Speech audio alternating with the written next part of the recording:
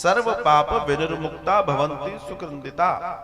जिस व्यक्ति ने के जीवन में एक बार भागवतम का दर्शन प्राप्त हो जाए या वो उस और बढ़ जाता है, मैं उसके समस्त पापों से उसे मुक्त कर देता हूं। ईश्वर की वाणी। अब बात यह है कि ऐसा कौन है जिससे जाने अनजाने में पाप नहीं होता हो, लेकिन अगर पाप बढ़ेंगे तो दुख बढ़ेगा।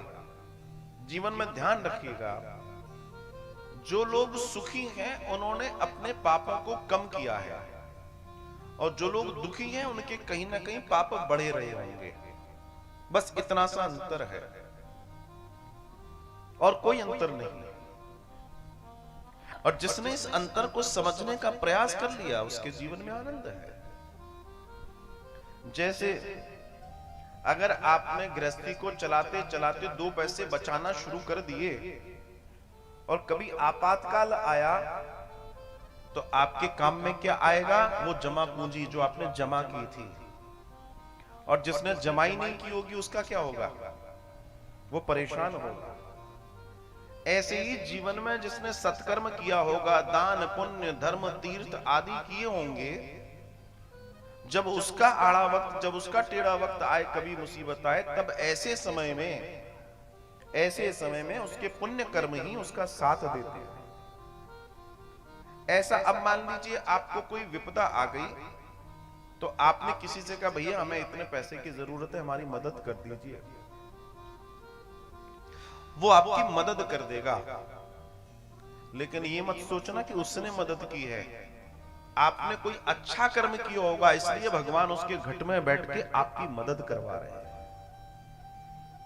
और अगर आपने नहीं किया होगा, आप किसी से कहें भैया हमारी मदद कर दिए, वो कहेगा हम पे खुद ही नहीं है, हम क्या तुम्हारी मदद करेंगे। ये भी भगवान ही, अर्थात वो कर्म का फल दे रहा है। कई लोग सोचते और कहते हैं कि भगवान ने हमारे साथ बुरा कर दिया, कुछ लोग कहते हैं भगवान ने हमारे को अच्छा कर दिया।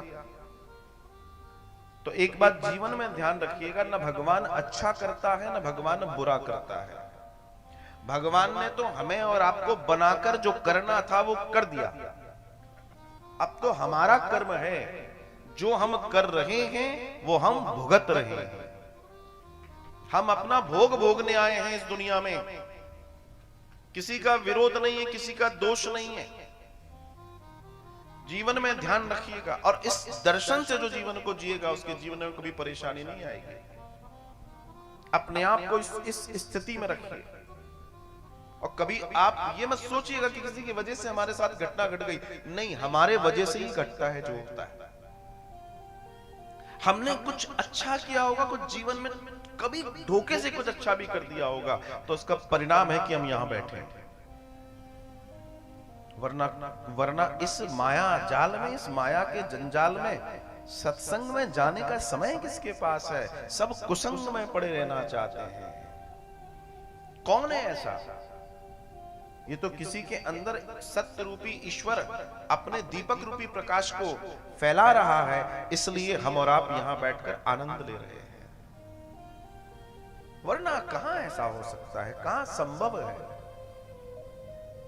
कहीं हम जागे हुए हैं इसलिए यहां बैठे हैं, कहीं हम में कुछ ज्ञान, कुछ स्थिति है इसलिए हम यहां बैठे हैं, कहीं हमारे अंदर वो अलौकिक प्रकाश जल रहा है इसलिए हम यहां बैठे हैं। हमारे पितरों का, हमारे पूर्वजों का, हमारे पुरखों का आशीर्वाद है, हम यहां बैठे हैं। क्योंकि जहां भी श्रीमद् भगवत कथा होती है, जहां भी हम सुनने जाते हैं, ध्यान रखना, जब हम सुनने जाते हैं कहीं कथा, तो हमारे पितृ हमें धकेल कर वहां तक ले जाते हैं। और जब हमारे यहाँ कभी कथा का आयोजन होता है तो हमारे पितृ धकेल धकेल के हमसे कथा करवा लेते हैं और सुन लेते हैं। ये हमारे पितृ करवाते हैं, हमारे पितरों की कृपा से ये होता है। तो ऐसे सौभाग्य को जीने के लिए हम और आप यहाँ उपस्थित हैं।